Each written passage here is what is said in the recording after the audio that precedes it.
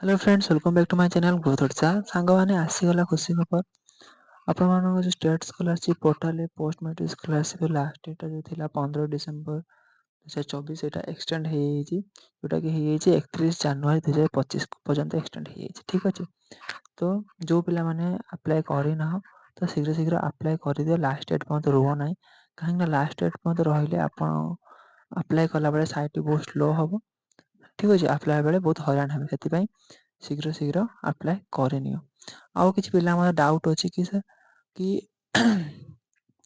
एठी काहे कि शो करूनी कैटेगरी रे ईबीसी कैटेगरी रे काहे गोटे दिन शो करूची, एससी कैटेगरी रे काहे 48 दिन शो कला बेले काहे ईबीसी आउ बाकी कैटेगरी रे हो गोटे दिन काहे कि शो करूची। तो मैं एटा कहबे कि एटा अपडेट हेनी, अपडेट हे जिवो। ठीक अछि, एथमे टेंशन नियनी, एक्सटेंड हे जाईची जोटा कि 31 जनवरी 2025 पर्यंत एक्सटेंड हे जाईची। ठीक अछि, तो जो माने अप्लाई करिनो शीघ्र शीघ्र अप्लाई करिनो। ठीक अछि, वीडियोटी संपूर्ण रूपे देखिथिबारु धन्यवाद।